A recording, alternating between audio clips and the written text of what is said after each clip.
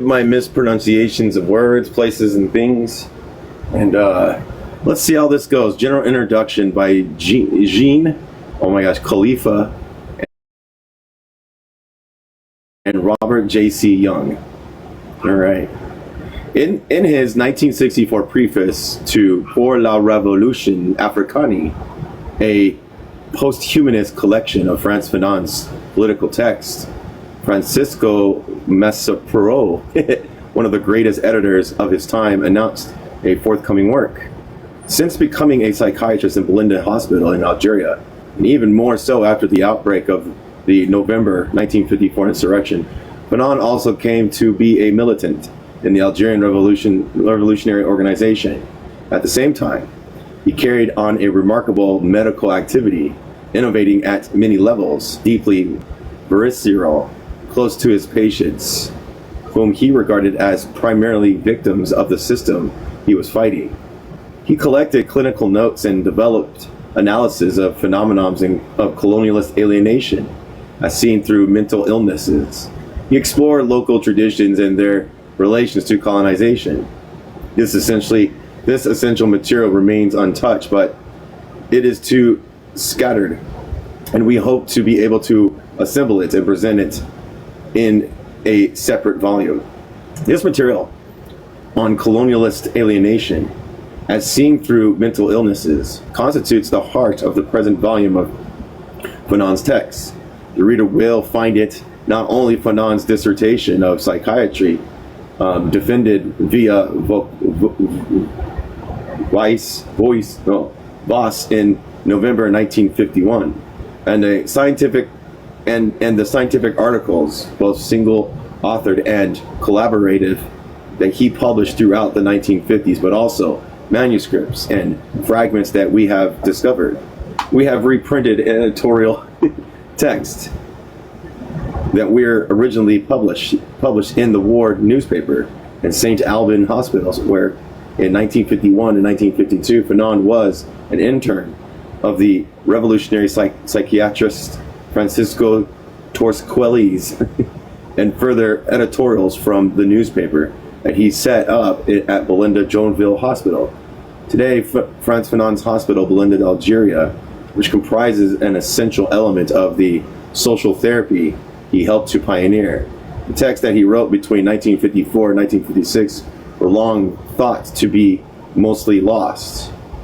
The wealth and impact of his political overture are such that, given his short life of only 36 years, and it made it no doubt difficult to think that he could have produced scientific work or any importance alongside it.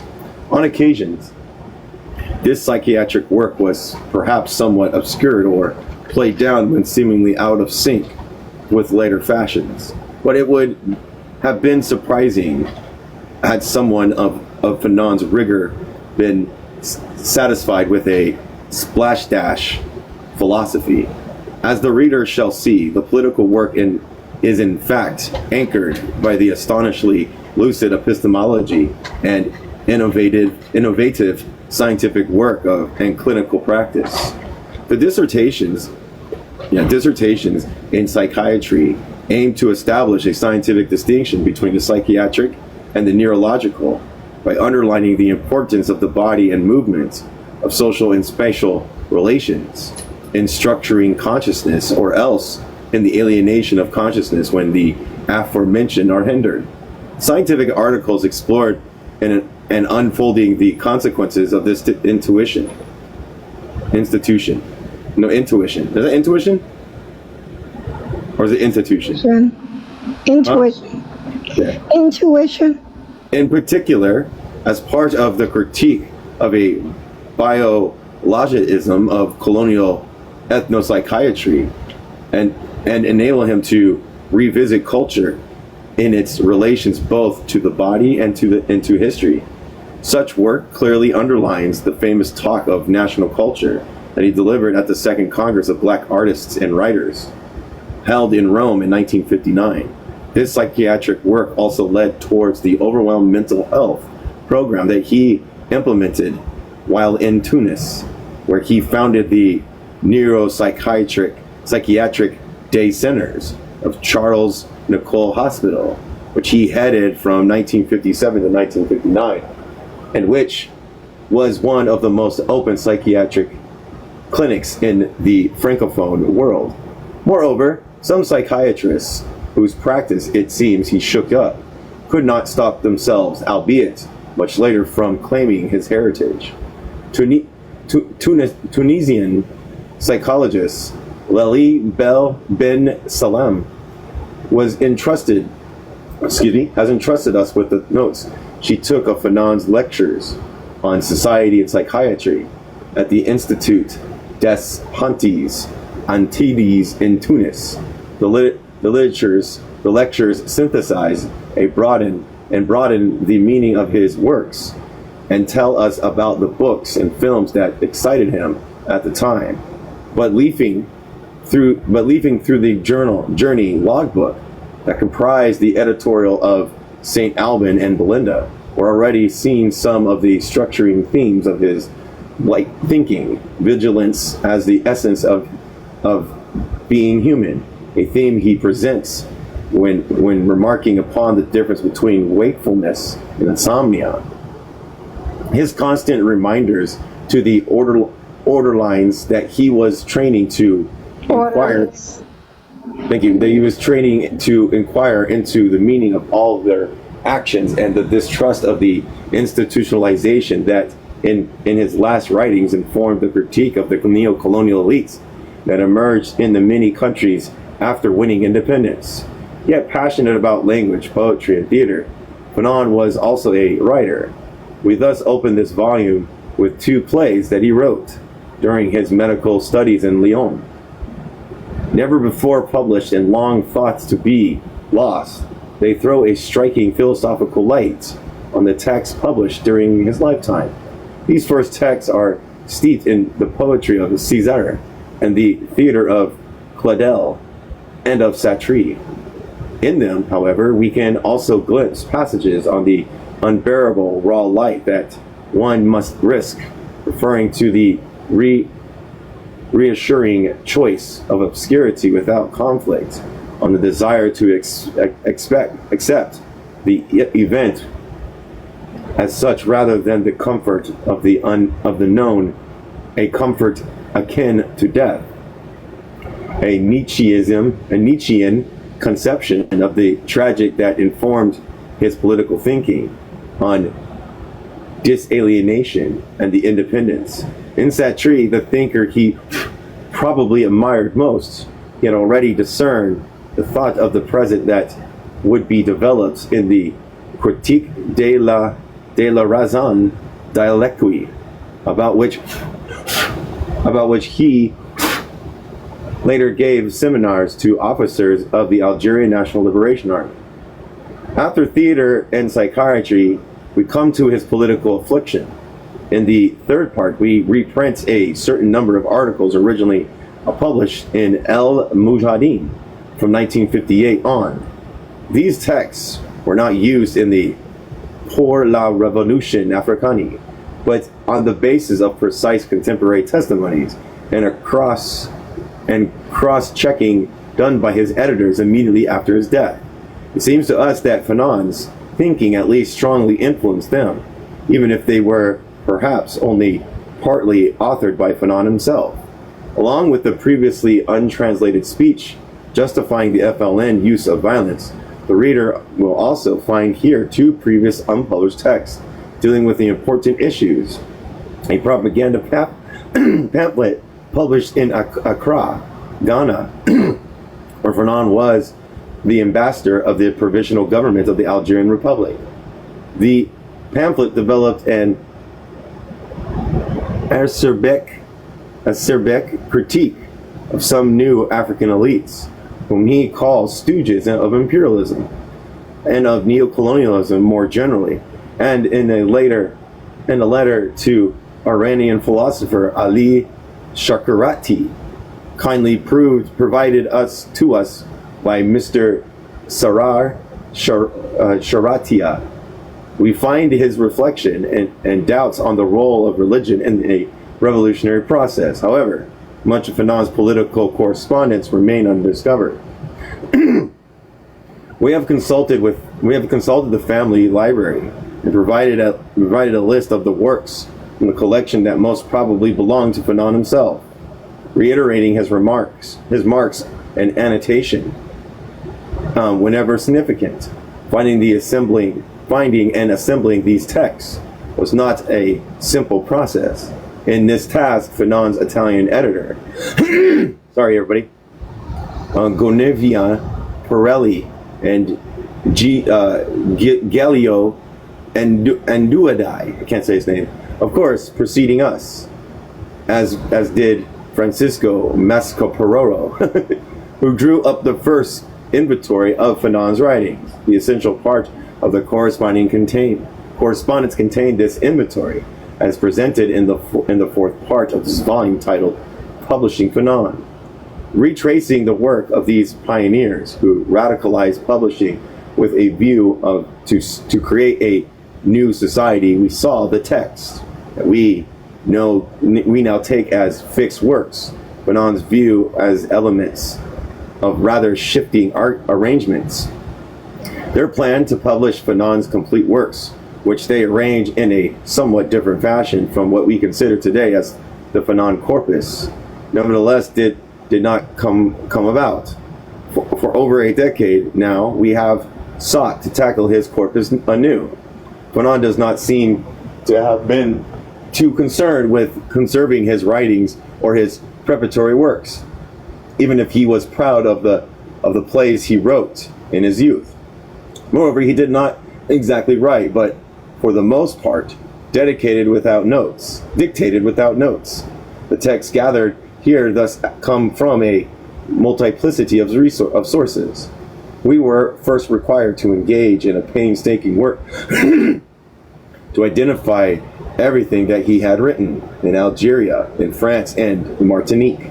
Therefore, published or not, through our hard work and persistence, we eventually won the confidence of Fanon's descendants and of others who were in possession of documents, which were sometimes discovered during chance meetings. In some cases, we had to restore texts that were too damaged to be immediately legible.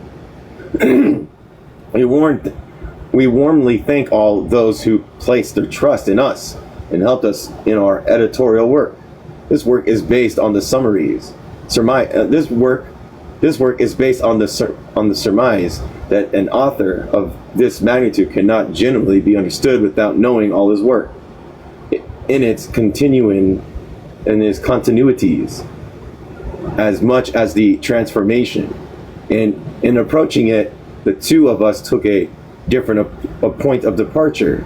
One of us, Jean Khalifa, set out from the history of psychiatry and a long-standing interest in Francophone writings from the Antilles and the Maghreb, and other Robert J.C. Young from the history of colonialism and decolonization, in particular in the Anglophone and Francophone regions. We are both similarly dissatisfied with reductive interpretations of Fanon, interpretations that eliminate either the historical political dimensions or the philosophical or psychological dimensions, depending on the social imperatives of the movement. But turning him into a political icon is well argued, and very lucid critiques of the possible dystopic future of the post-colonial societies get buried. By seeing him as the thinker of contemporary identity issued his essential aim as forgotten, namely to think and construct freedom as disalienation within the necessarily historical and political process. Even Fanon's most technical psychiatric writings seem to us to add depth to an understanding of his other texts, which are already known the world over.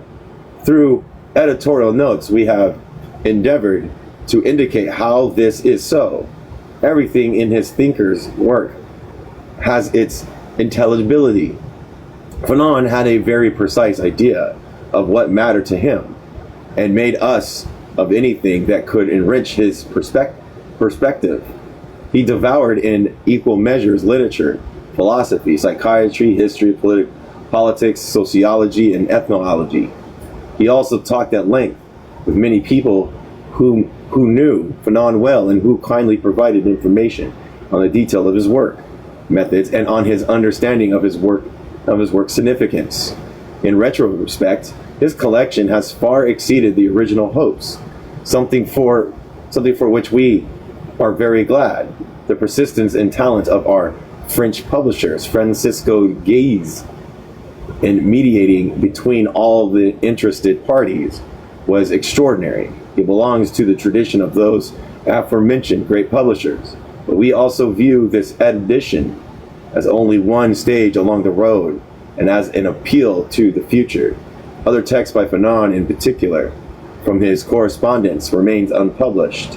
The interest of what we present in this edition will, we hope, give rise to further enrichment. Acknowledgement. I'm not going to read the acknowledgement. Just acknowledging people. Okay, part one, the theater. I didn't know Fanon wrote theater. This is great. Fanon's revolutionary playwright. Let me get a drink because I'm clearing my throat a lot. I don't know why. Hey, Bubba. All right. Fanon's revolutionary playwright, Robert J.C. Young. The following plays, The Drowning Eye and Parallel Hands, written in 1948-49, represent the earliest text by Frantz Fanon that survived. Fanon is also reported to have completed a third play, The Conspiracy, but the manuscript had been lost. Fanon's earlier passion for theater. Philosophical influences. Fanon's interest in theater developed during the years that he was studying medicine between 1946 and 1951, whilst in Lyon. He frequently, oh my gosh, here we go, Les Celestine Theatre de Lyon, whose programs during the years that he lived in the city offered an extraordinary sequence of 152 spectacles. These included contemporary plays by Sartre, Camus, and as well as Jean-Louis Barrault, I can't say his name, celebrated production of Paul Clyde, Prestige de Amandi, given in February 1949. Although Peter Grismar claims that at the time, given in February 1949, given at the time, Fanon began to think of pursuing a career in the theater. His only recorded attempt to get his play performed was to send Parallel Hands to Barrault. No response from Barrault survives, but by 1950 to 1951, Fanon's interest seemed to have moved on. His focus shifted to completing his medical doctorate thesis and writing Payunor Mascoen Blancs. In January 1953, he announced that he was working on a study of the novels of Richard Wright, whilst by June of the same year he had qualified as a psychiatrist and was able to take up a temporary position in Pontorson. Can't say that name. By November, he had gone to Algeria and was at work at the hospital in Belinda. 3 years later, he was expelled from Algeria and went to Tunis to work for the Front de Libération Nationale, FLN. The philosophical context in which Fanon became immersed in France was at the post-war French existentialism and phenomenology rather than Marxism. Although biographers have assumed that Jean-Paul Sartre was a dominant influence on the play, David Massey suggests that they were variants on the themes of Sartre's play of the 1940s. This turned out to be somewhat less in the case than expected. Along with his medical studies, Fanon was reading widely in contemporary philosophical literature, certainly Sartre and Camus, but also the foundational 19th century existentialist philosopher Friedrich Nietzsche and Soren Kierkegaard, can't say his name, as well as Gaston Bachelard Hennard Bergens, Carl Jasper, Emmanuel Levanes, Maurice Merleau-Ponty, and Jean Wally, among others, as, quote, the black man of Hegel. Decisions of Payou Nori suggest he also read Georgie Wellham, Frederick Hegel. Hold on. I'm yelling, I'm sorry. The Black Man and Hegel discussion in Black Mass suggests. That's French for Black Mass. Okay, great. He also read George Wellham, Frederick Hegel's Phenomenology, 1907, and Alexandria Covezi's Introductions to A la Lecture de Hegel, Introduction to the Reading of Hegel, first published in 1947.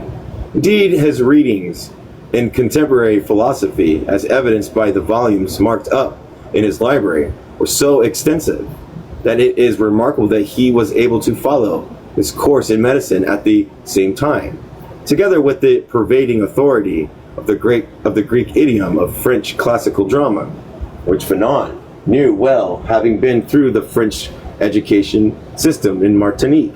All these theatrical and philosophical influence can be discerned in his play, whilst generating the intense emotions prescribed by the drama by John Racine.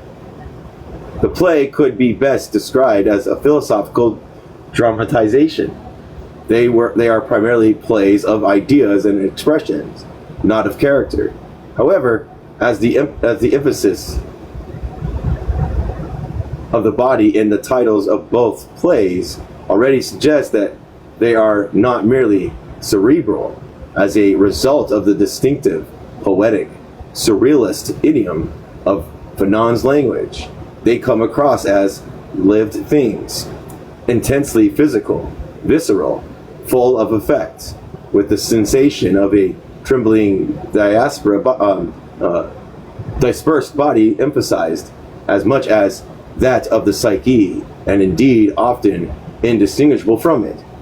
It is remarkable that this poetry and prowess of great linguistic.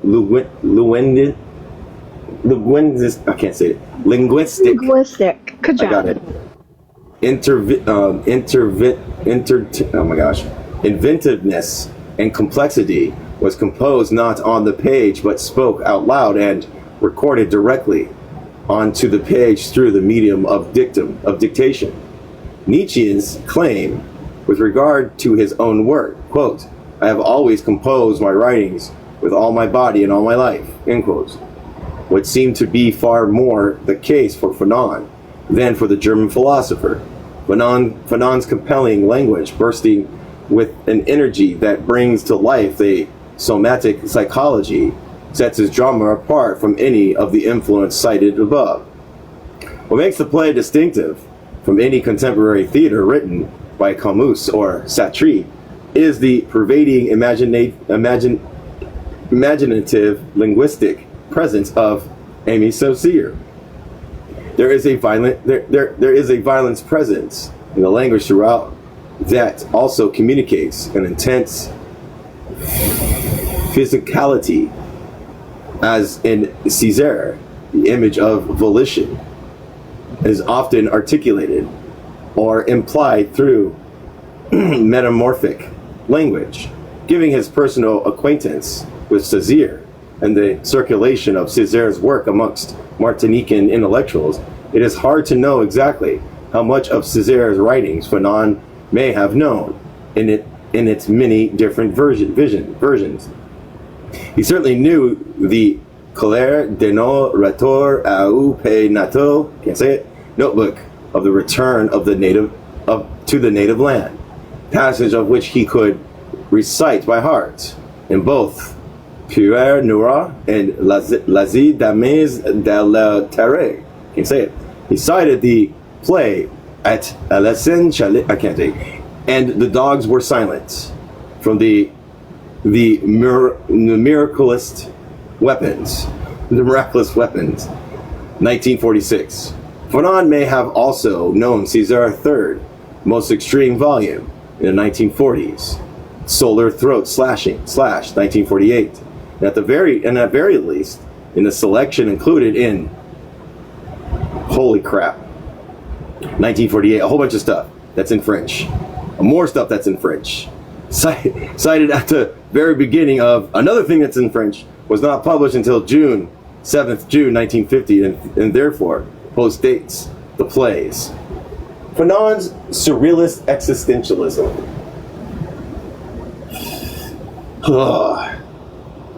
For readers familiar with Fanon's later writings on race and politics, the plays come as something of a surprise. They give little implicit evidence of the concern and themes of the mature works, offering rather existentialist and phenomenological preoccupation about consciousness and identity in vogue, staged and conveyed in a dense, surrealistic language. The strangeness of the language of the plays is greater as a result of the fact that their primary influence, the poetry and plays of Caesar, is not widely known to the forms in which Fanon read them. As Caesar realized so brilliantly, the idiom and surrealism, which was exactly right for the irrational, disjunctive world of coloniality in which he had grown up, moving into a more dense and violent surrealistic mode after his meeting with André Breton in Martinique in 1941.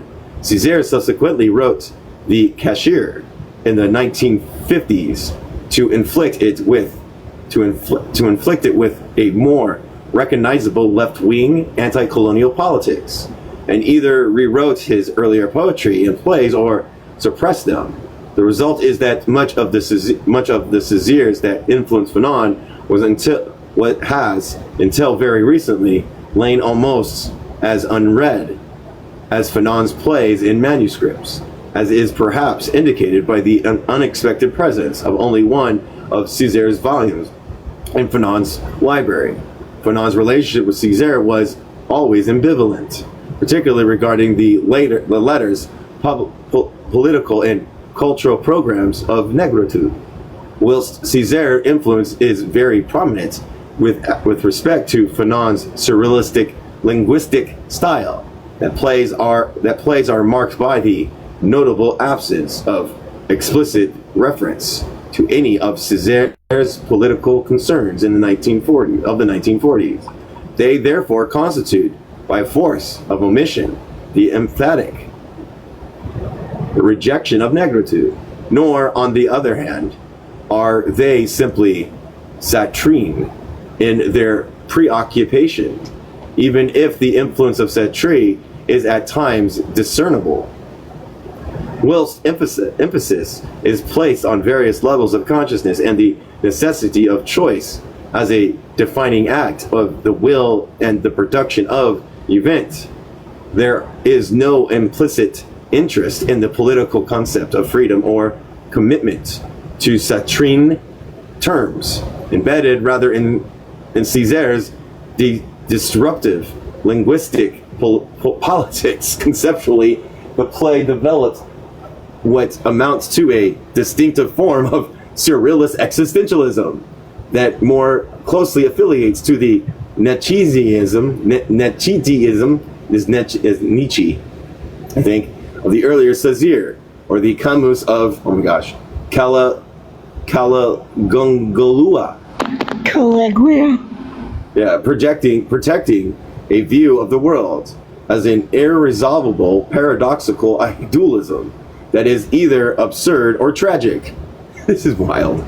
Fanon's medical studies also took him to accounts of surrealism in the contemporary psychology, such as in Herin Aiz Psychiatry Davently, I can't say it, Psychiatry of the Face of Surrealism, 1948.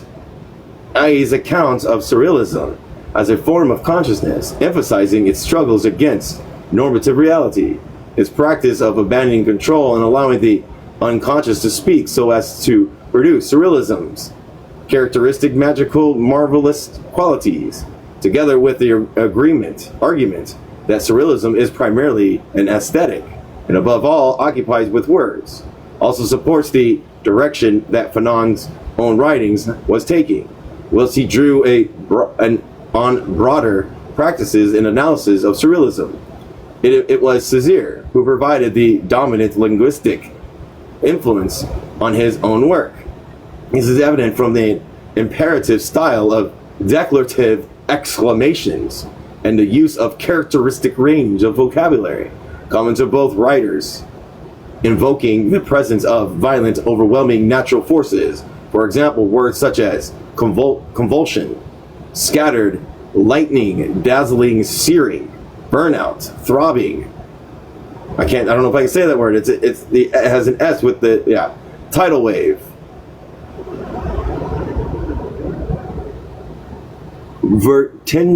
Vertiginous, volcanic. That's a fucking weird word. I swear to God, I think sometimes people just put up buzzwords to make this sound more like, I don't know. Like they have to like put these buzzwords in order to make it like really like intellectual. I swear sometimes it feels that way.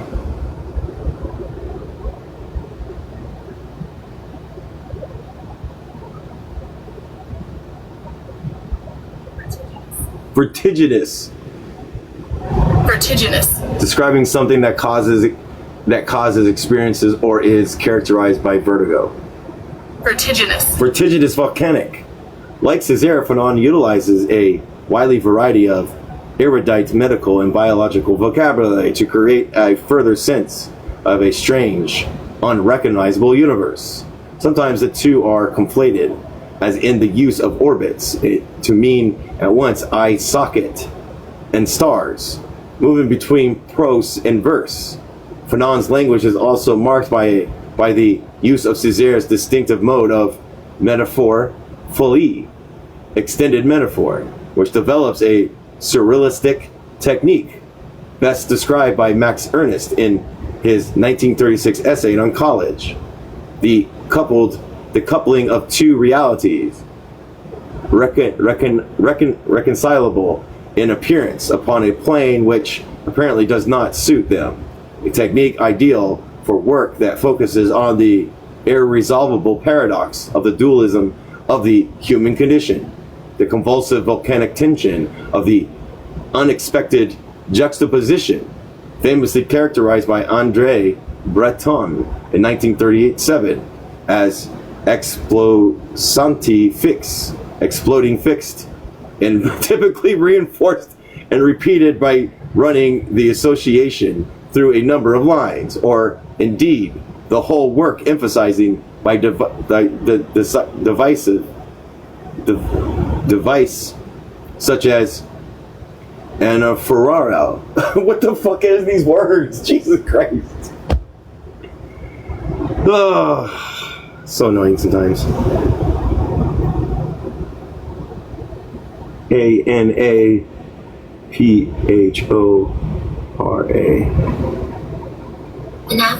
Anaphora, a rhetorical or literary device in which a word or phrase is deliberately repeated at the beginning of successive sentence, clause, or line.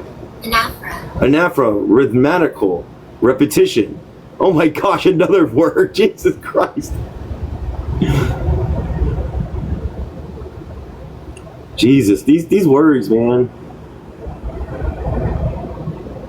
Caesura, a rhythmic pause or break within the lines of poetry. Capitalization, and the vir en sincleri, stepped verses, falling across the page. In Césaire's case, as on Fanon's, these startling combinations are not arbitrarily produced by the processes of automatic writing. The technique typically involves an abstract concept brought to life so that it becomes an embodied presence through being deliberately articulated with an encourageous physical and material image. Sometimes reversing is familiar association, as in the following lines from the opening of The Cashier. swear to God, they just come up with words just like at the end of the small That word. It's Kahir. Thank you. Kahir. Okay. At the end of the small hours, the extreme, deceptive, desolate, oh my gosh, eschar on the wound of the waters, the martyrs who do not bear witness, the flowers of blood that fade and scatter in the empty winds like the cries of babbling parrots, an aged life mendaciously smiling, its lips opened by vacated agonies, an aged poetry rotting under the sun. Silently, an aged silence bursts with tepid postulos. Jesus Christ. Here, the sea is invoked with a violent physical imagery of a wound, a metaphor more appropriate to the human body, which is then carried over to describe the withering flower of blood and the tepid postulus of the silence. The smile of old life is then physicalized by by the description of its lips, just as the down-drawing eye gentee describes the lips of the waves in the mouth of the coach. Oh my gosh. The Martinican, Lambi also makes the appearance in Kashir, which she will transform into the lips of the world. The waves invited to the seabed return late, quickly abandon their foam outfits, and retire barefooted, their cold lips in the throat of the coach. The parallel hands, the same linguistic technique of startling inappropriate conjunctions, is developed in a similar, though often more abstract way. Stop choruses of criminal children, dropped of clotted blood in the through of orbits, set out to storm the firmament, stop the rediscovered man, inhabiting his consciousness of icy imminence, inhale the false fogs, man, stupefying illusions, absurd crudities, seas limited by serene darkness and incontestable secrets. Jesus Christ, I could not deal with that. I would be lost.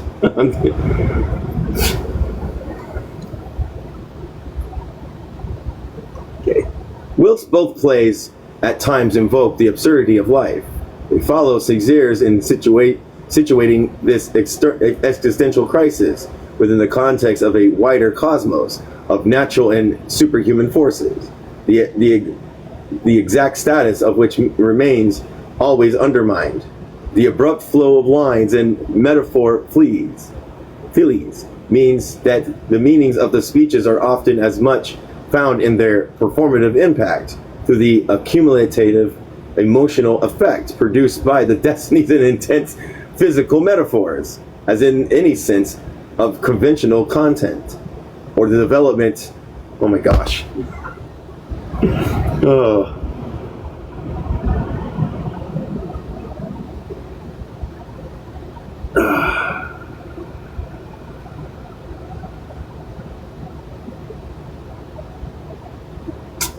Still spelled it wrong. Jesus Christ.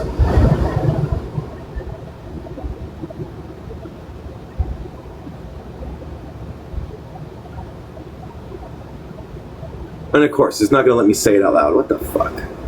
Come on, dude. Which word? I can say all the next words. What next words? I'm just trying to find one word. Or developing syntactic exposition. I know how to say exposition. I didn't know how to say syntactic. Okay. Tactic. The rules that govern how words and phrases are arranged to create well-formed logical sentences. Syntactic. Syntactic exposition, just as Franciscus in the play wouldn't speak, he would express. It was the disjunctive characteristics of the language that allowed Jacobi Fanon in his chapter on Frantz Fanon's playwriting, to string together across 2 pages of his text odd lines or extracts taken from the entire length of either or both plays, as if claimed that for Fanon's language was the prelude to the act, articulates an important sentiment voiced in parallel hands, but in its practice, Fanon's verbal style comes closer to another of Jacobi's descriptions. The word must be a movement of penetration and emergence. It must be a movement supported by movement. This idea of language as a moving, active agent supporting itself, functioning almost as an autonomous actor in the drama, is illuminated by a vivid quotation provided by Joby from the lost manuscripts, possibly from the plays in which Fanon invokes violent language of the clanchard. What the fuck is that? What's a clanchard? I believe it's clochard.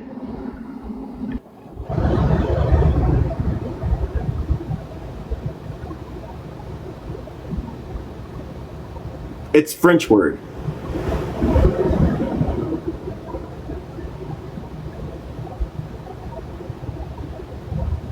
Homeless person, vagrant, or beggar. It's a French word. Take the words of the tramp and restore their teeth. Okay. Words have fangs and must hurt. Soft and supple words must disappear from this hell. Man speaks too much. He must be taught to reflect. To do that, he must be made afraid, very afraid. For that I have the bow words, bullet words, saw words, words that are iconic charge carriers, words that are words. Before uttering a word, I want to see a mask of suffering, a mask of the searcher, of the disillusioned. For words must be agile, cunning. They have to appear, avoid giving the eye, vanish. Fanon's words here, with their must and their infinitives, let's find out.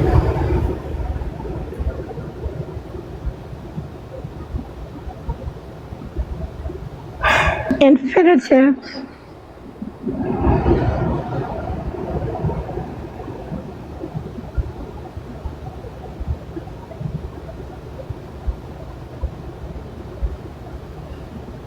Infinitive.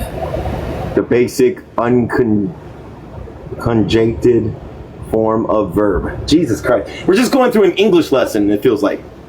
Themselves sound a little like a manifesto proposing the idea of the transformative power of words as violent weapons, saw conductors carrying charged electrical particles.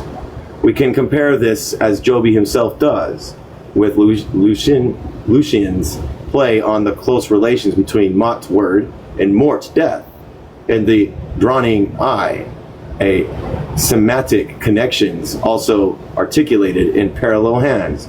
Lucian, we must live for nothing because he is there. We must seize life with both hands head on like a gladiator. We must be consistent, insult to destiny. Geniti, mere words, Lucian. He's right, Lucian. Then death is right against life. Hearts must stop beating. The spring must cease to wedding march. Then the smiles must desert and give way to the hideous tenseness of anxiety and death. Jacoby Fanon completes his earlier Clanchard citation with the following lines, which he puts into the mouth of Fanon himself instead of Lucian. The first line about his needing words that have the power of boots that stride 7 leagues per step. It is not the play. They're mere words. Follows on from the hideous tenseness of anxiety and death cited above. I need words that have 7 league boots. Mere words, you say, but words the color of pulsating flesh. Words the color of mountains on heat, sight on fire. on the resurrected dead. Words, yes, but battle flag words. Words like sword. The love that makes you live into the power of two. A word, but a word strangled by life, bristling with life. Thirsty, hungry, scream word that cries, calls out, engrosses, and gets lost. Whence Lucian urges the activist use of words. His brother Francos is concerned rather to challenge any idea of la clarté by aligning himself with the obscurity of silence of the stars. The phrase man speaks too much is reminiscent of Franco's complaint that men do nothing but talk. They come, they speak, they must speak. And this refusal to say a single word to his devoted friends, Basarian, or to Lucian, his brother, whilst for Francisco words are largely superfluous. To Lucian's and or Basirias, I can't say his name, they are not real or material enough. When words scratch each other's eyes out, the only remaining source is action. The latter remarks, adding mysteriously, but when axe slips through one's fingers, all one can do is to lie down. The play questions, rather words seduce, oh my gosh, one away from reality, or leads us to a primordial reality beyond or behind the superficial compromise of everyday appearance. Words can move through their representation of reality or to penetrate to a more profound insight into the world beyond the surface. Words operate in a combative, fluid relations, sliding a deceitful or truthful, white or black, mask over reality. In order to achieve their power, they must at once trick the eye, create a mask, avoid giving the eye, and vanish. Before words, the external eye of reality dawns. The role of language becomes a fundamental issue in determining the question of the value of living. Can words be transformed into action? Into acts? Or is it rather that they can be used to transform the scope and dimensions of life itself? Fanon and Césaire preoccupation with the value of words, the relations of physical reality, immediacy, and action can be situated in a wider context of a political preoccupation with the ideological roles of language that follow on from the Second World War, the direct experience of language deceptions, the ways in which it can produce meaning that is at odds with reality and truth. Detaching signifiers from signified meant that many writers after the war, among the Eduardo Galasant, Yavis Boyonfi, Roger Gruxak-Satri, shared a sense of emptiness of language and becoming preoccupied with the reattaching it to the material world and reworking its power in more forceful ways. In Pau Nore, Fanon was to become more interested in the ways in which language was utilized to define racial attitudes and identity. But here, the concern is focused on ideas about active, physical language, about words that are directly involved in life, bristling with it, or strangled by it. Words that have physical effects on the listener and prompt him or her to transformative action. Words that must be like burning cities and the resurrected body, dead, banners and swords. And in this focus on language, we can see how far the composition of the plays enable the apprenticeship in writing that enable Fanon to develop his own distinctive, visceral, linguistic style closely related to his belief in the necessity of political action in his later work. Along with his language, Fanon uses the voice of the chorus, is of particular interest in these plays. Utilization of the choir varies in French, classical, and contemporary theaters. Racine, for example, hardly ever uses the chorus, and neither does Satri employ one of the files, 1943. though it is written in the idiom of the Greek tragedy, where it is found the chorus tends to offer long considered monologues, or interacts as another character of the Oedipus Rex. In both Fanon's plays, neither the voice or choir offers a position of detachment from the character, neither adopt a position that is mind way. God damn, dude. You make me do so much on this fucking app. Chorus offers a position of detachment from the character, neither adopts a position that is midway between stage and audience in the mode of, oh my gosh, sigils, ideal expectors, as described by Nietzsche in the birth of a tragedy. A closer model to Fanon's comes in Caesar's et some French words that I can't say, where we have a chorus along with the, I'm gonna look up this word,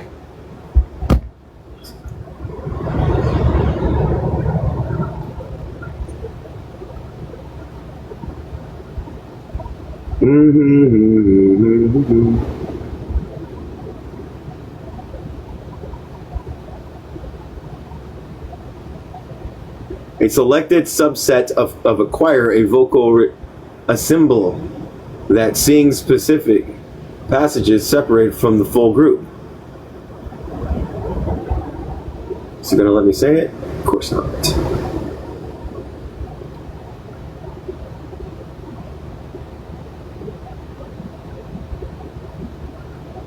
And of course not. I don't know how to say it. Core. I don't know how to say it. Echo, narrators, and various voices. These all function as characters in the play whom interact with the rebel, the lover, and others, even as they articulate the rebel's own dilemmas and self-questioning. In Fanon's plays, the voice chorus position itself, as in, oh my gosh, can't say this word either.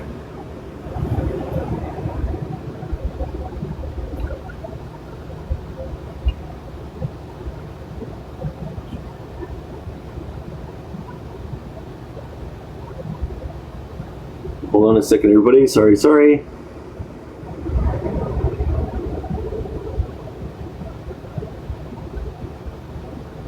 All right, so it's a Greek philosopher. Okay. On the one side or other of the dialectic of positions staged in the play, in the drowning eye, the voice aligns itself to the larger, darker cosmic world beyond the human to which Francisco wishes to assimilate himself. At strategic, but often apparently random moments, it delivers gnomonic, ominous single lines of, oh my gosh, of delphinic obscurities offered from the apparent cosmic, godlike perspectives. Jesus Christ. Rebuking lesions in particular, and sliding with Francisco. Citing, the chorus presents a visionary, deterministic world of necessity beyond the human. Is, oh my gosh, or oh my gosh, I gotta look at this word now. Jesus Christ.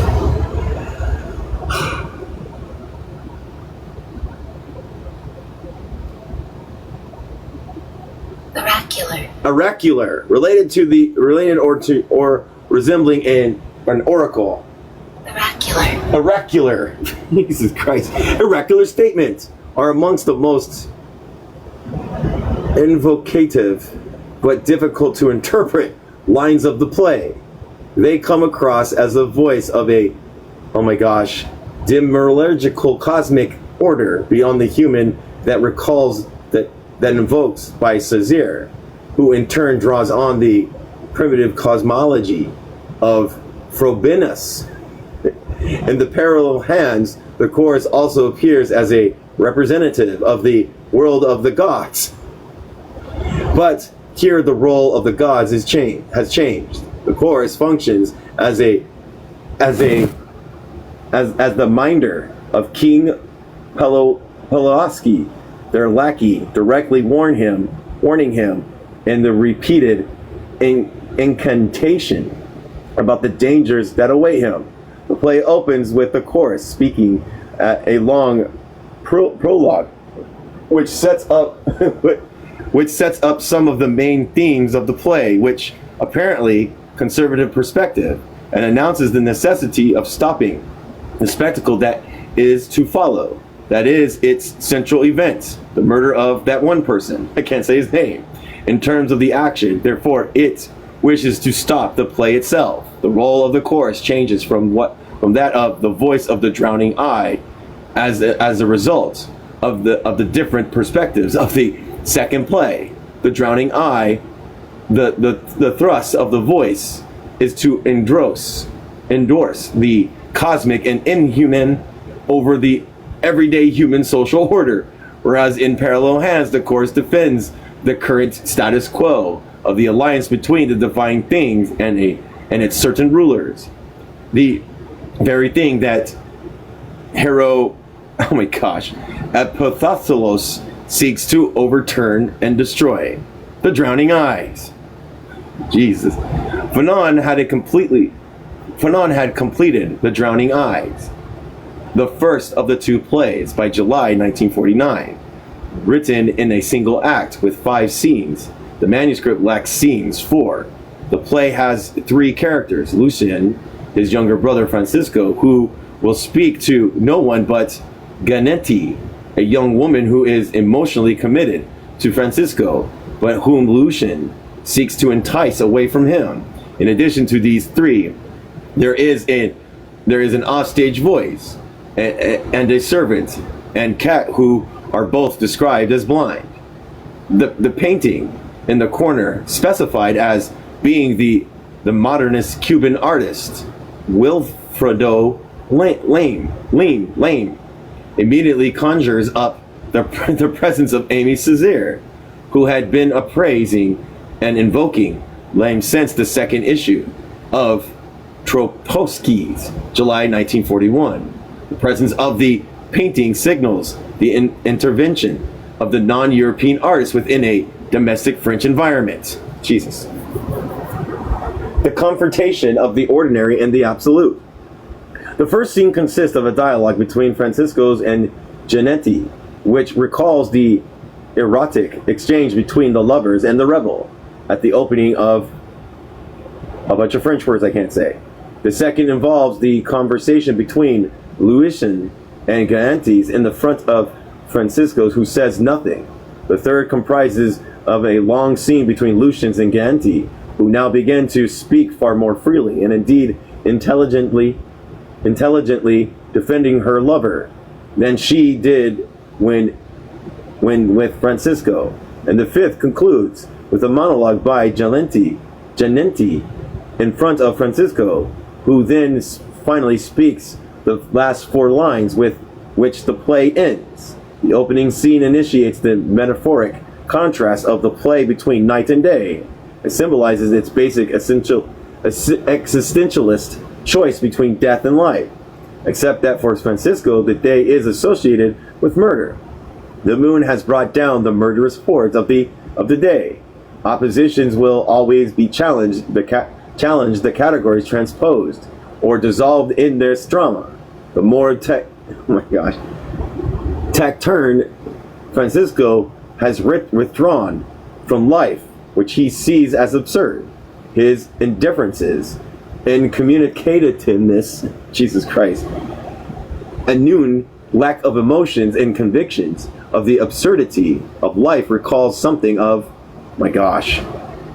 Mersurat in Albert Camus' The Outsider, 1942. Structurally, of course, Fanon's Alienation was the reverse of the Marsullets. The play expresses the attempt to transcend the oppression of and alienation of the colonized, whilst Marsult famously ends his story by opening himself to the humanistic tender indifference of the world. Francisco seeks a form of transcendence through the structure of intimacy. By assimilating himself into a non-human material universe. Obsessed with death, he wants to move from a human to an inhuman and become part of the larger celestial process of the universe, which seems anything but tender. His resistance also takes the form of refusal. After the first scene, he solves nothing until the very last line of the play, when he takes Galenti's hand and leads her away. In contrast to the resistant positive of Francisco Lucians, who enters with the scene. Scene 2 projects himself as in life-affirming, but he cannot offer the intensity, depth, and scope of Francisco's dark cosmic vision. As the play begins, Francisco challenges Galenti to tell him how much she loves him, and however much he protests that she does. He tells her that it is not enough or too much in the idiom of the kind of bourgeois love that she has been brought up to desire and expect. Rejecting conventional modes of behavior and morality as a beguiling imposture, he seeks authenticity. Her love for him, by contrast, seems above all intensely physical an experience of being empowered by him and helpless before him. By contrast with Galenti's sexual mononistic passions for Francisco, his questioning is cerebral and detached and seeks to produce some form of pure absolute love, which she is unable to articulate in the manner of that he desires. The scene involves an obvious rewriting of Hegel's master-slave dialectics. Francisco sits passively at her feet, whilst he demands her recognition. She offers him everything, complete submission, but it is not enough. He declares that he rather wants to violate her against her will. I would have wanted to enter into you in spite of yourself, and force her to absorb him. He does not want her recognition of him according to a structure in which she constructs him in any way as other to herself. Her conventional love must be negated. The dialectic will only be fulfilled in the final scene when she has left him and then returns to him repentant. The second scene, Lucian enters Francisco stops speaking. Indeed, he does not utter another word until the very end of the play. Lucian, who later reveals that Francisco has not spoken to him for a very long time, proceeds to cajole him and taunt him, telling him to stop being a morass, to get up and seize life in a positive fashion. Galenti repeatedly steps in to defend him and protests to Lucian is making himself suffer. Lucian responds to Francisco only makes others suffer. The third longest scene between Lucians and Galenti takes the form of a dialogue in which the former seeks to destroy Francisco, whilst the latter defends him.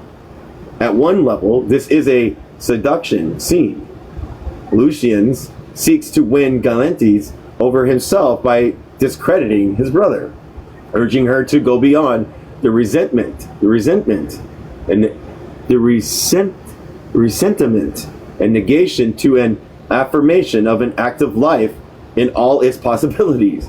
Having been overpowered by Francisco's charisma, Galenti is gradually persuaded by Lucian's positive arguments. Though she fiercely defends Francisco, she also suggests that at times she was wanting to kill him, to get rid of him too. As the scene proceeds, Lucius and Galenti seem to enact through their verbal exchanges a ritual and a purgative sacrifice, moving towards a union in which all opposites, sun and moon, night and day, death and life, are resolved.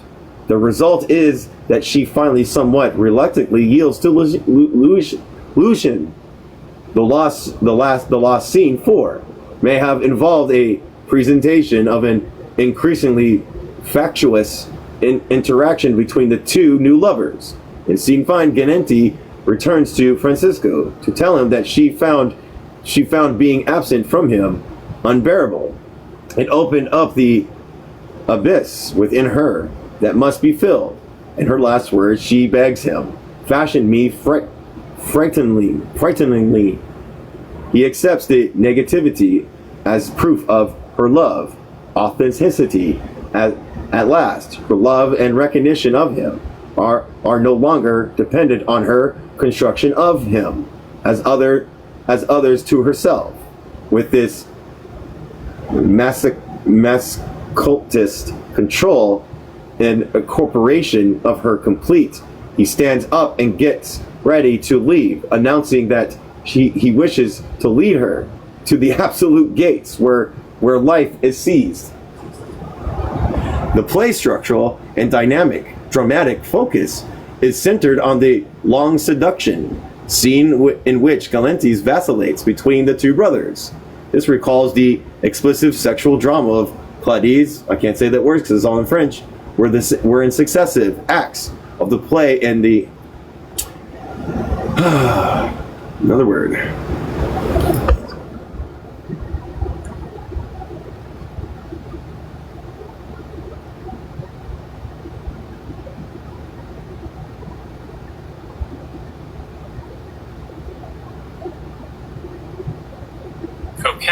Coquettish. Someone who behaves in a playful, teasing, and flirtatious manner to attract attention or admiration. Coquettish heroine. Asi oscillates in her passion between her husband, because the lonely and misanthropic Messa, and oh my gosh, and Amlethric, her former lover. Scene 4 of The Drowning Eyes may have been similar to the disastrous new relationships portrayed in the second act of, can't say that word. However, in Fanon's play, despite the intense sexuality of Galanti's passion and the sexualized language, through less explicit than in César's, sexuality as such does not come across as a play's primary focus. The consistent center of attention on Francisco, his own identity, and his conflictual relationship with his brother Lucien. Through his progressive dialectical structure, the play presents an intense debate about the existential choice between two possible forms of life, between a life that embraces the everyday and one that disdains the ordinary and seeks an absolute beyond it. In Francisco's case, this involves the rejection of conventional reason in favor of a strange and mystical secret that is the product of communing with the celestial material world, of the stars imaged through intense, violent sexual desires of the body, and shatters individuality and affects deliverance from self in the face of the primordial oneness. All these values are opposed to Lucien's hedonistic alternatives of seizing life as it is lived on earth, as an aesthetic form of positive pleasure, an assertion of the self. Far boyhood, Francisco was always disdained the everyday, refusing the socialized reality of ordinary society and remaining alienated from it. Lucien recounts the mysterious incident when a star, green with fire, came down to earth in front of him. He watched whilst Francisco appeared to have some sort of communion with it. Although Lucien's claim that he saw the star, the fact that it is specifically described as green suggests that it must, in some sense, have been imaginary, since the psychological optical reason no green stars are observable in human sight. Since that incident, he tells Galantis, Francisco has always been removed and living for himself in what appears as a largely selfish self-preoccupation with a visionary. He disdains human company, never speaks of Lucians, but on the other hand spends the whole night talking to a blind man. Francisco combines a Nietzschean conjunction of the inhuman with the superhuman aspirations to achieve a direct institution of the cosmic idea. the celestial supernatural element is reinforced in the play by inclusion of a chorus in the form of a voice who utters magnanimous sentiments that strategic unpredictability intervals being with the opening line delivering by the anonymous voice off stage, rain that chaps the overly essential clarity of the night yesterday in full grip surprises the confession less rivers. These words immediately set up images of descriptions and disturbance of the existence of some other level of reality, with the oxymoron clarity of the night invoke echoing and subsuming Cornell's line for Lacad, Cati obscure, I can't say that, sorry. This darkling light that from the stars descends. Thus fraternal differences is transformed into a cosmic drama between the different worlds of the stars, things in primal being, and the small world of humans, who have created their own meaning out of their conformist lives, invested in normative bourgeois assumptions. Jesus Christ. Such a huge analysis on like a play. This is wild. A work of personal exorcism. Peter Gesmer and Joby Fanon both depict the drowning eye as an autobiographical self-interrogation and analysis. By renaming himself, Francisco Fanon draws our attention to the fundamental problems of his own usual Germanic first name, France, which only means Frenchman, but as pronounced in French, forms a homophone with the word France itself. It would hardly be too much to say, oh my gosh, I can't say those words, that the fundamental issue for Fanon's whole psychic and intellectual landscape was determined from the first by his having to live with the I gotta look at this word. Yeah, I wonder if did Joe fall asleep? Did you fall asleep, Joe?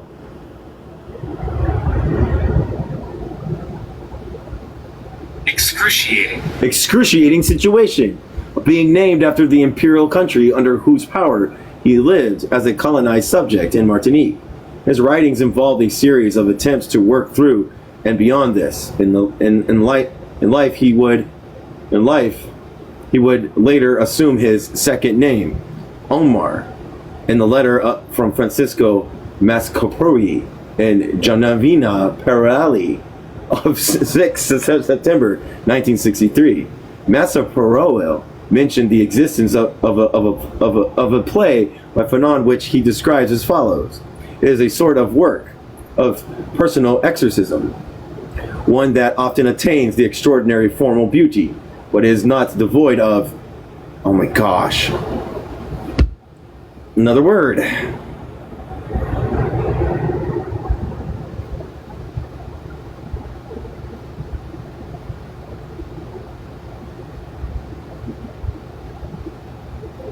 Of course not going to let me say it. An ancient spiritual, philosophical, and religious traditions based on writing attributed to Hermes. I can't say the word. Cannot say the damn word. Of course not.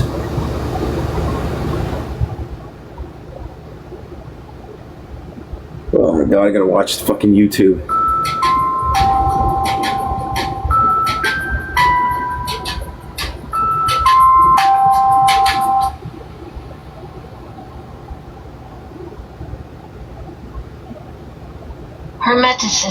Hermeticism.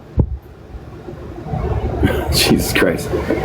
Whether his discussing the drowning eye or parallel hands, Mascoprio characterization of Fanon's theater as a work of personal exorcism was as acute as his descriptions of its aesthetic.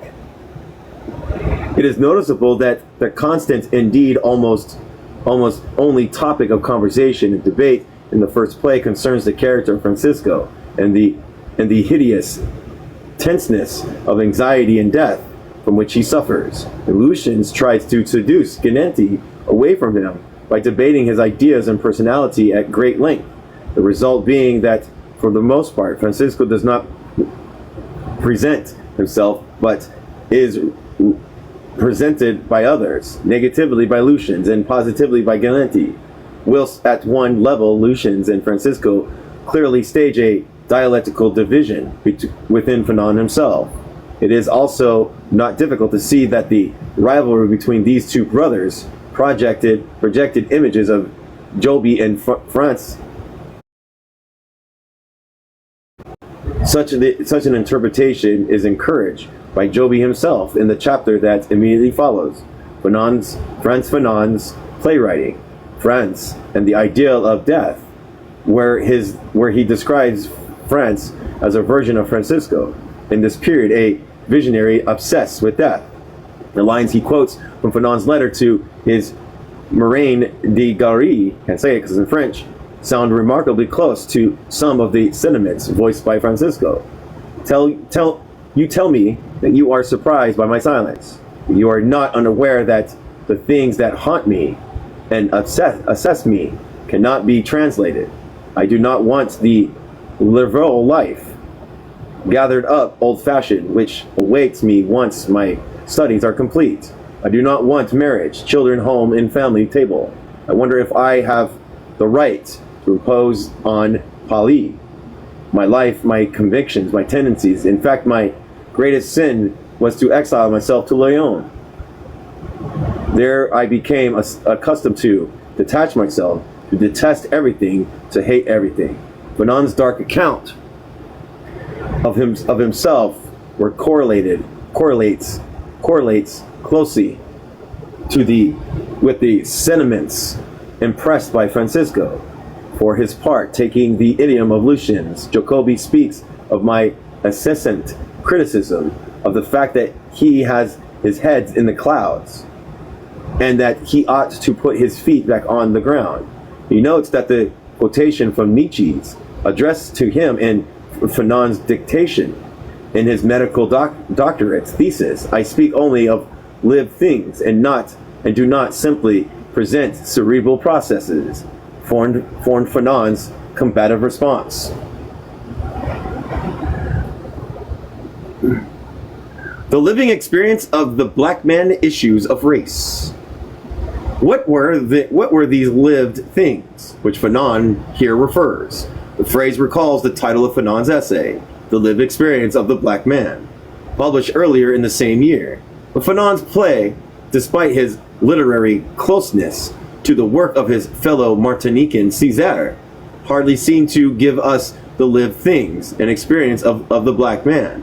Despite the clear influence of Césaire's surrealistic language, we might well ask that what has happened to Césaire's anti-colonial politics, to his politics of race, if not of negritude. There appeared different disappearances. Might seem less strange here, where it's not that Fanon's own book on race was published less than 3 years later. The Downing Eyes was completed. Moreover, in the introduction to that one book that I can't say because it's in French, where he discusses the situation of the black man, Fanon remarks, quote, "This book should have been written 3 years ago, but then the truth burned us." 3 years before would have been 1949, the very year in which he wrote The Drowning Eye. Despite their not appearing as the overt subject of the play, with a little probing, we can, however, detect deep concerns about language, identity, race, and the way in which these issues are played out in and through consciousness and the dynamics of interracial relationships, all of which can be directly linked to the ideas explored in that one play. I can't say. The language of The Drowning Eye correlates directly to the visceral language of affect and its effect on the body that is so remarkable and insistent, a characteristic of the French word.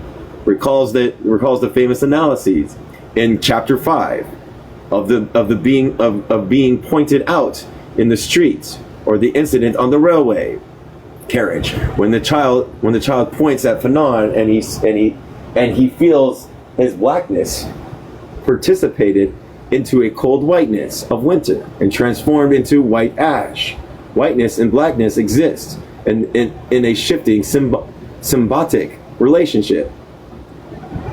As with Fanon in Pau Nore, so Francisco in Drowning Eyes seems caught in the irresolvable dialectical bind between black and white, past and future, body and world, desire and insistence, consciousness and transcendence, immanence. Nothing in other words, if not ambivalent, a condition of alienation that Francisco wants to escape. The stage direction specifies that the character of the play continually move on the stage between light and obscurity, foreseeing the way in which the play is all about whiteness and darkness, transparency and opacity, visions and blindness, red and white, suns, white moons, black nights and white nights, white death. Like Césaire, Fanon belonged to a generation of Antillean intellectuals for whom the experience of living in France forced them to realize for the first time that they were not French because they were black. The problem from Fanon was that, as the Avou from Martinique, he did not think of himself easily as black either, as he himself suggests, to the extent that he identified himself as being French. He identified with being white. Gesmer suggested that Fanon wrote the play in order to relieve the tension of being in what Karl Casper calls a psychic broader situation. In Lyon, where he found himself alienated from both black and white communities, not yet white, no longer completely black. I was damned. Being in the broader situation certainly described the Drowning Eyes in remarkable astuteness. Characteristically, these antitheses, and opposition breakdown, dissolved, invert, and circulated. We shall see that Francisco had to be both black and white. As a Peru Nore, whiteness and blackness are not absolute oppositions, but relative positional. In the scale of gradation, you become white or black according to clothing, education, language, money, and looks of others. The phenomenology of blackness is a matter of perception.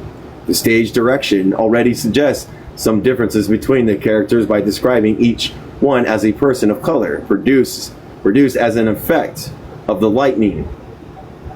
They are not, however, created in conventional racial colors. Lucian's face is the color of pewter, which is an interesting metal, since when it is polished, it can look both black and silver. In other words, indistinguishably black and white. Francisco, on the other hand, is the color of a new blotter paper, since new, therefore unsustained with dark ink. Galenti, meanwhile, is the color of a raindrop. This doesn't make sense. That is transparent, with no color of her own. Okay, rather reflecting the colors around her. The character in other words, mirrors or absorbs the light of the colors around them. They play this position itself in relations to its audience, who watch the play according to their own radical racial and perspectives. Fanon puts everyone in a position of an in-between, of being neither and both at once, which is in fact precisely what he complained of feeling whilst he was in Lyon. Unlike in The Drowning Eye, Fanon develops these issues without foregrounding the question of race or color or skin color explicitly. In doing so, he was putting into practice the arrangement that difference should be a matter of indifference. The oppressive sense of being racialized as a minority and therefore objectified by a white society is exactly what Fanon wished to get away from. He wanted to erase the person and reconstruct himself otherwise. He did not want to be marked out and regarded as different, nor to turn the project difference into the ground of his own social and cultural identity. He wished to be allowed the dignity of being ordinary, unremarkable, indifferently the same. I wanted quite simply to be a man among men. I wanted to be a man and nothing but a man. Having been brought up as French and rejected negritude, however, the painful paradox for Fanon was that his ideas of a man was white. The Downing Eye explored psychological effects of racialization without foregrounding the social milieu that has produced them, or indeed overtly discussing the questions of race as such. It is easily, therefore, to miss the idea that the play is at one level about race, or perhaps, more accurately, about the radical alienation of being between race, or the shifting constructions of race. There are, however, a succession of further indicators beyond the descriptions of the color of the characters. Readers of Césaire will hear in the phrase White Death and Lucian's declaration of de Genti, White Death slain, rests from its shroud, rises up dripping and disappears. An allusion to the lines in the Cashier describing Toussaint Louverture's imprisonment in Europe, in which deathly whiteness is set against an accumulation of positive images of blackness. Let's see here. I'm gonna alone a man defying the white screams and white death. Toussaint Louverture, a man who mesmerizes the white sparrow hawk of white death. Already okay. All right, let's go here. Everybody remember 42? Yeah, no stopping point. Wait. I'm not gonna do 4 more pages. 42, we'll stop there. Alrighty. We'll stop there. That's hard. I like the play stuff. It's like the gray area, so I don't know. I like the dry stuff better. But if this helps other people, this helps other people to understand like his dialectical. So like what he was he white? Was he black? Was he all the colors? Was he that? That's what they're saying. And that's what he indicated in his plays. All right, 42. Anybody have any questions? I think Joe fell asleep. Maybe. No questions, but I will say that, like, you're slowly turning me into a Fanonist. Like, the more I read from them, or the more I listen to you read from them. Yeah. It's awesome. Yeah. It's great how they mixed the... So he was a psychologist? Yeah, he was a psychologist, yes. He was a psychiatric person. Yeah. Yeah, and him mixing that with his analysis is like it not refreshing. Refreshing wouldn't be the right word, but like it's so unique. Mm-hmm. Yeah. Well, psychology, you're okay. So yes, you can be born with certain things. Like you can be born with autism, but your environment will impact how your autism expresses itself. Definitely. A great example of that is like people with schizophrenia or ailments that cause voices in the heads.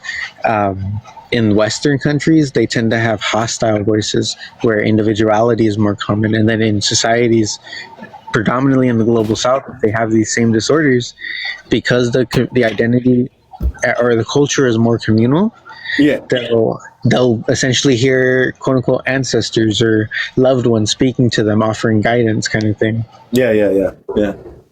That's understandable. But like, I guess like what I'm getting, because it's a little bit hard for me, because like playwriting and all that stuff, it's like it's not that black and white. You have to pick up like the in betweenness. Like, why does he have two different people? You have to pick up on those things. I need them to be explained to me.